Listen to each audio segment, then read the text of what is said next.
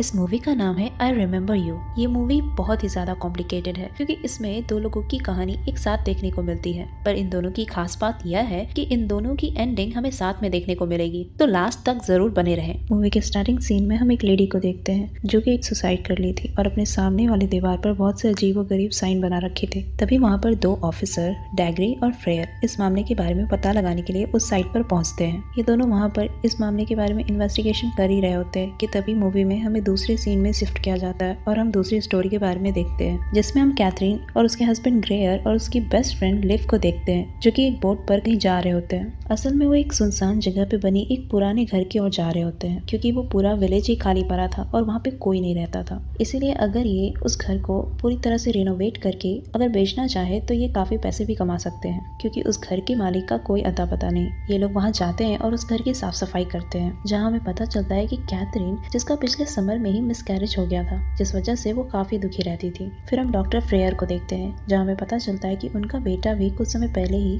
लापता हो गया था, जो कि बस 7 साल का था और उसका नाम बॉनी होता है। उस वक्त बॉनी अपने दोस्तों के साथ हाइड एंड सीक खेल रहा था, पर जब उसके दोस्त उसे ढूंढने चाहते हैं तब वो कहीं नहीं मिलता और तब से उसका कोई पता नहीं। उसके डैड भी इसे बहुत खोजने की कोशिश की है पर वो कहीं नहीं मिला। फिर हम कैथरीन को देखते हैं जो कि घर के बाहर ही कहीं घूम रही होती है। उसे पास में एक ग्रेवयार्ड मिलता है जहाँ पे उसे अजीब सी आवाज सुनाई देती है, जहाँ कोई बच्चा उसे बार बार मॉम कह के बुला रहा होता है, जिस वजह से वो काफी डर जाती है और वहाँ से भागकर घर के अंदर आ जाती है। कैथरीन इस बारे में अपने हस्बैंड और फ्रेंड को भी बताती है, जहाँ पे ये दोनों उसे शांत करते हैं। फिर हम डॉक्टर फ्रेयर को देखते हैं जो रात में अपने हॉस्पिटल में बैठे होते हैं और कुछ काम कर रहे होते हैं। तभी उसे भी कोई अजीब सी आवाज सुनाई देने लगती है और उन्हें वहाँ कोई दिखता है जिसका वो पीछा करने लगते हैं और फिर वो पीछा करते करते एक मुर्दा घर में पहुंच जाते हैं जहाँ पे बहुत सारे डेड बॉडीज रखे हुए थे, जिनमें से एक कब्र से कुछ आवाज सुनाई देती है। तो वो उसे खोल के देखते हैं और ठीक से देखने पर उस डेड बॉडी पे कुछ निशान बने होते हैं और ये साइन बिल्कुल उसी तरह के थे जो उस लेडी ने दीवार पे बनाए हुए थे,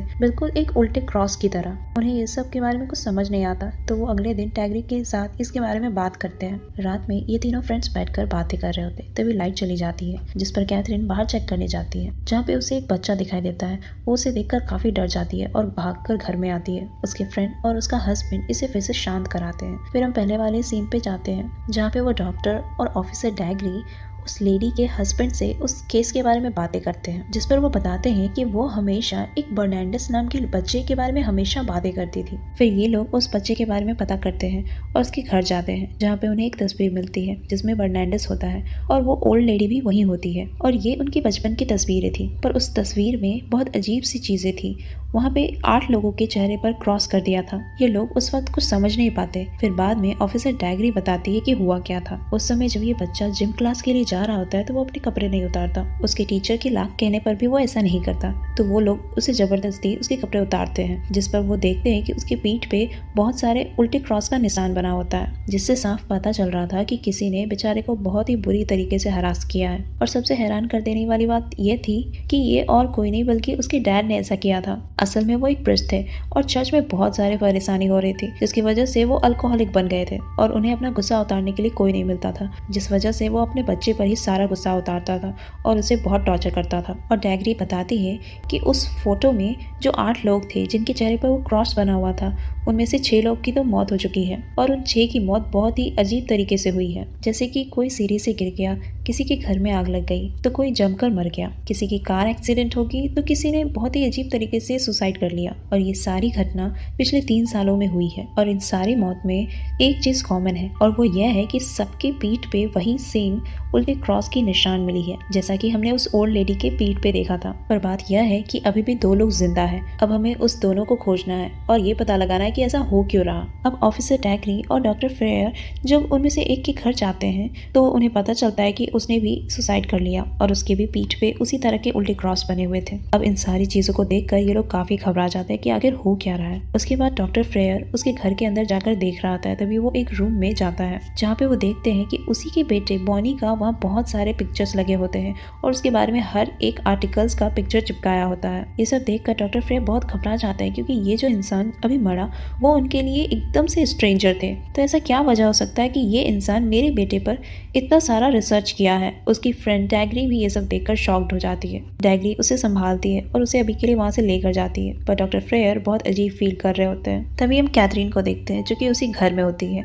उसे बाहर से कुछ आवाज आती है और वहाँ पे वो फुटप्रिंट्स भी देखती है। वो उसे फॉलो करते हुए बेसमेंट तक चली जाती है और जब वो बेसमेंट में पहुंचती है तो वहाँ पे उसे एक बच्चे का स्केलेटन दिखता है, जिससे कि वो काफी ज्यादा घबरा जाती है। तभी पास में एक बुक होता है जिसे देखने पर उसे पता चलता है कि इस बच्चे का नाम बर्नांडिस है और उसे वहाँ पे बहुत सारे पिक्चर्स भी मिलते हैं, जिसमें से एक पिक्चर एक लेडी की होती है जो शायद बर्नांडिस की मॉम होगी। पर वो पिक्चर देखकर कैथरीन बहुत शॉक्ड हो जाती है क्योंकि वो और कोई नहीं बल्कि सेम टू सेम कैथरीन की तरह दिख रही होती है। यहाँ पे कैथरीन को सारी बातें समझ आ रही थी कि शायद ये बच्चा यहाँ पे दबकर मर गया होगा और किसी ने इसे देखा नहीं और उसकी मौत हो गई। पर उसकी मॉम बिल्कुल कैथरीन के जैसी दिखती थी और इसीलिए शायद जब वो यहाँ आई थी तो उसने उस बच्चे का आवाज सुनी जो कि उसे मॉम कहकर बुला रहा होता है, क्योंकि वो उसकी आत्मा थी और शायद वो कैथरीन को अपना मॉम समझ बैठा होगा। इन सब चीजों से वो काफी डर जाती है और वो बाहर जाने का कोशिश करती है। तभी उसे वहाँ पे फिर से बर्नांडिस का भूत दिखता है, जिसे देखकर वो काफी ज्यादा डर जाती है और वहाँ पे चिल्लाने लगती है और वो वहीं पे बेहोश हो जाती है। तभी उसी टाइम उसका हस्बैंड और उसका फ्रेंड वहाँ पहुंच जाते हैं और उसे किसी तरह वहाँ से बाहर निकालते हैं। इधर हम डॉक्टर फ्रेयर और उसकी फ्रेंड ऑफिसर डैगरी को देखते हैं जो कि अपने लास्ट विक्टिम के पास जा रहे होते हैं, जिसके फेस को कट किया गया था उस पिक्चर में, और इन्हें पूरी उम्मीद थी कि वहां जाकर इन्हें पक्का कुछ न कुछ पता चलेगा। जहाँ पे पहुंचकर डॉक्टर फ्रेयर देखते हैं कि वो लेडी तो उन्हीं की पेशेंट थी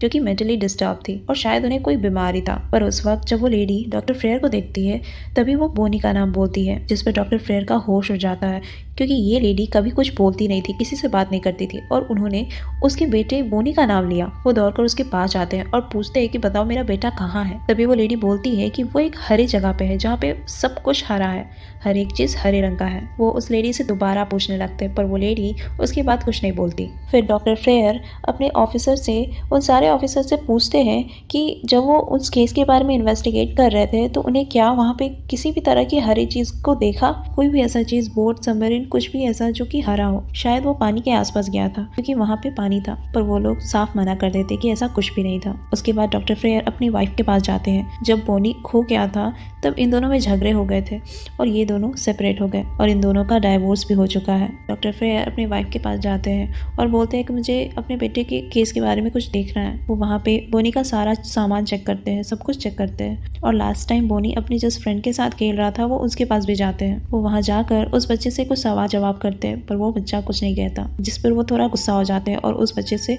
गुस्से से बोलने लगते हैं कि बताओ मेरा बेटा कहाँ है, तुम उस वक्त उसके साथ खेल रहे थे तो तुम्हें पता होना चाहिए कि वो कहाँ गया। पर उस बच्चे को तो कुछ पता ही नहीं था। उनकी वाइफ उसे किसी तरह वहाँ से बाहर निकालती है और फिर उस पर चिल्लाने लगती है कि तुम एक डॉक्टर हो और तुम इस तरह से कैसे बिहेव कर सकते हो। इसके बाद हम देखते हैं कि कैथरीन और लिव में बहुत झगड़ा होता है क्योंकि पिछली बार उसका जब मिसकैरेज हुआ था तो वो अपने हस्बैंड से दूरी बनाकर रहती थी और इसी बीच उसके हस्बैंड और लिव का दोनों का अफेयर भी चल रहा था, जिससे लिव प्रेग्नेंट भी हो गई थी और इसी बात पर इन दोनों में बहुत बहस होती है और फिर कुछ देर बाद कैथरीन वहाँ से चली जाती है। उसके बाद हम देखते हैं डॉक्टर फ्रेयर की वाइफ उसे अपने लॉयर के पास ले जाती है पर वो वहाँ जाने से मना कर देते हैं। पर उसकी वाइफ बहुत ज्यादा जिद करती है और उसे वहाँ पर ले जाती है, जहाँ पे वो उसे बहुत ही अजीब सी चीजें बताता है। जहाँ पे उसकी वाइफ का लॉयर बताता है कि तुम्हारे बेटे बॉनी ने मुझसे कांटेक्ट किया, जिस पर डॉक्टर फ्रेयर और भी ज्यादा गुस्सा हो जाते हैं। बोलते हैं कि मेरा बेटा जो कि लापता है वो तुमसे कांटेक्ट किया, ऐसा कैसे हो सकता है। जिस पर वो लॉयर बोलता है कि हाँ उसने मुझसे कांटेक्ट किया,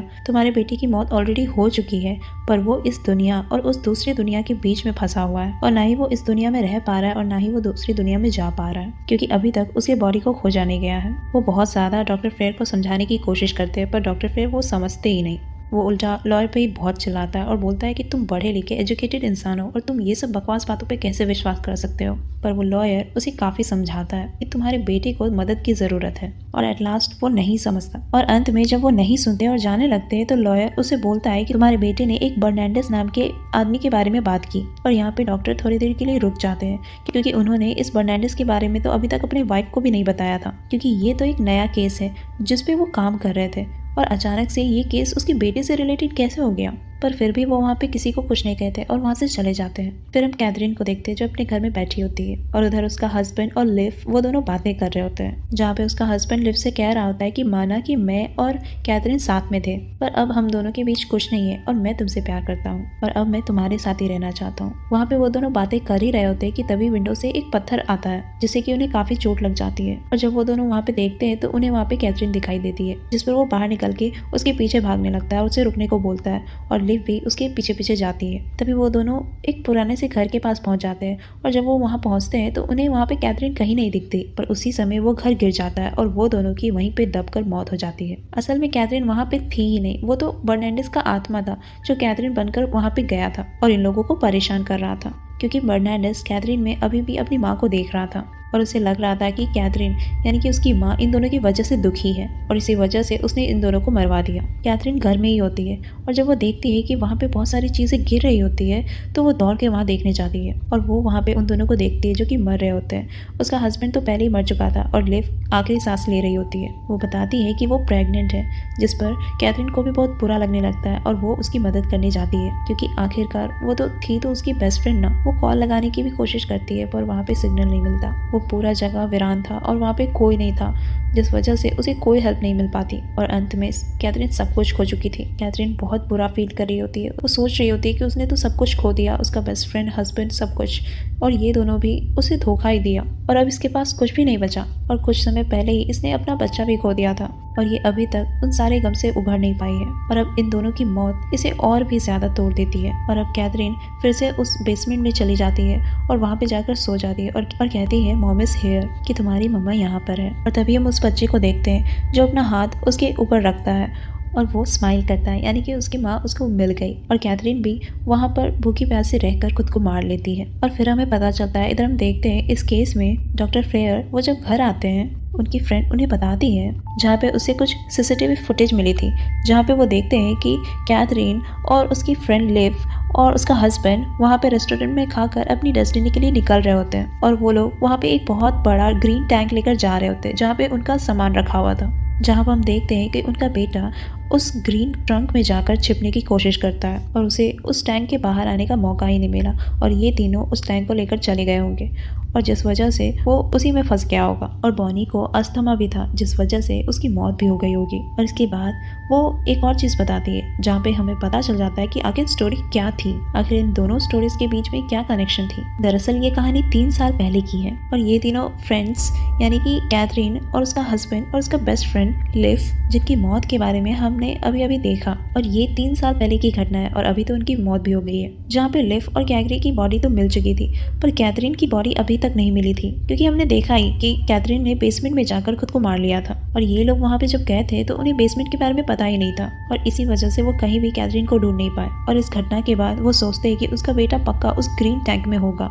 और अब डॉक्टर फ्रेयर वहाँ पे बहुत सारे ऑफिसर के साथ सर्च मिशन पे जाते हैं और जब वो उस टैंक को खोलते हैं तो उन्हें वहाँ पे उसके बेटे बॉनी का लाश मिल जाता है। वो लोग अंदर जाकर भी चेक करते हैं पर वहाँ पे उन्हें कुछ नहीं मिलता और ये लोग वापस चले जाते हैं और हम देखते हैं कि इनका बेटा बॉनी की आत्मा उनके पीछे पीछे जा रहा होता है और वो पीछे मुड़कर वहाँ पे कैथरीन और बर्नांडिस की आत्मा को बाय बाय कहती है और चली जाती है। यानी कि बेचारा वो बर्नांडिस जो कि 60 साल पहले यहाँ पे आया था और वो यहीं पे मर गया था, उसकी आत्मा यहाँ पे फंस चुकी है और वो बाहर जाने के लिए तड़प रहा था। और जब बोनी आया तो उसे एक मौका मिल गया और उसे पता था कि बोनी को जरूर कोई ना कोई ढूंढने के लिए यहाँ जरूर आएगा। अब भले ही बर्नांडिस को ढूंढने यहाँ कोई ना आए पर बोनी के फैमिली के लिए बोनी इंपॉर्टेंट थी और इसीलिए उसने बोनी की हेल्प करी और इसीलिए उसने हर एक कोशिश की ताकि बोनी के घर वाले उस तक पहुंच सके। और अंत में उसने बोनी को उसके घर वालों तक पहुंचा दिया, क्योंकि उन्हें पता था कि वो लोग अगर यहाँ आए तो वो जरूर बर्नांडिस और कैथरीन की आत्मा को भी मुक्ति दिला देंगे और वो उनकी डेड बॉडीज को भी ढूंढ लेंगे और ये तीनों यहाँ से मुक्त हो पाएंगे। पर असल में ऐसा नहीं होता। बेचारा बर्नांडिस सारी कोशिशें करता है पर वो ऐसा नहीं कर पाता, पर वो कम से कम बोनी को तो मुक्ति दिला देता है। पर बोनी और कैथरीन अभी भी उसी घर में फंसे हुए रह जाते हैं। हम उन्हें उस खिड़की के पास देख रहे होते हैं। बोनी बहुत खुशी खुशी वहाँ से जा रहा होता है। बर्नांडिस और कैथरीन के चेहरे पे बहुत उदासी होती है और वो दोनों अभी भी वहीं फंसे हुए होते हैं। और इसी के साथ ये मूवी यहीं पे खत्म हो जाती है।